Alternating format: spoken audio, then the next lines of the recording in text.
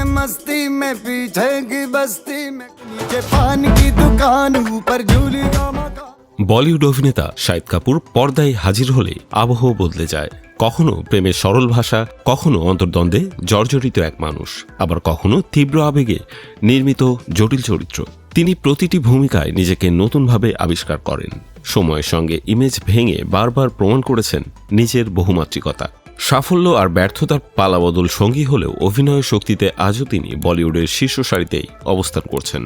उस तरह से पंगा नहीं लेने। मस्ती में पीछे की बस्ती में कल एक सुपारी का कितना ले? ভালোবাসা দিবসকে ঘিরে 13 ফেব্রুয়ারি প্রেক্ষাগৃহে এসেছে শাহিদ কাপুরের নতুন সিনেমা ও রোমিও। বিশাল ভারদ্বাজের পরিচালনায় নির্মিত এই সিনেমায় শাহিদের সহশিল্পী তৃপ্তি দিমরি। কিছুদিন বিরতির পর এই সিনেমার মাধ্যমে আবার বড় পর্দায় দেখা গেল তাকে। মুক্তির আগে থেকে দর্শক মহলে সিনেমাটি নিয়ে ব্যাপক আলোচনা চলছিল।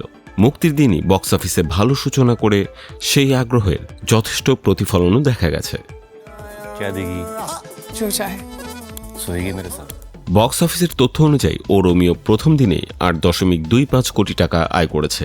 এটি বর্ডার 2 বা মারদানি 3-র প্রথম দিনের আয়ের চেয়ে বেশি। শাহিদের আগের মুক্তিপ্রাপ্ত ছবির উদ্বোধনী আয়ের রেকর্ডও ভেঙেছে এবার। ফলে বিশ্লেষকরা মনে করছেন দর্শকদের উৎসাহ ও সক্রিয় প্রচারণা এই সাফল্যের প্রধান কারণ। नहीं पहनती। শাহিদ সিনেমায় অভিনয়ের অভিজ্ঞতা জানিয়ে বলেন, চরিত্রটি সহজ ছিল না।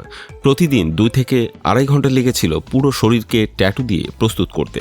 তিনি আরও জানিয়েছেন, এটি কোনো সুপারহিরো সিনেমা নয়, তবুও প্রায় 75% কাজ পোশাক এবং ভিএফএক্স এর উপর নির্ভর করেছিল, তাই অভিনয়কে আরও চ্যালেঞ্জিং করে তুলেছে। শাহিদ কাপুরের বলিউড যাত্রা শুরু হয় 2003 সালে ইশক ভিশক সিনেমার মাধ্যমে। প্রথম সিনেমাতেই দর্শকের মন জয় করেন। চকলেট বয় ইমেজ ছাড়িয়ে সময়ের সঙ্গে জটিল চরিত্রে অভিনয় করেছেন। ঝুলিতে রয়েছে অনেকগুলো হিট সিনেমা, যদিও কিছু ব্যর্থতার অভিজ্ঞতাও রয়েছে তার। সব মিলিয়ে ও রোমিও তাই শুধু একটি নতুন সিনেমা নয়, বরং শাহিদ কাপুরের ক্যারিয়ারের আরেকটি গুরুত্বপূর্ণ অধ্যায়।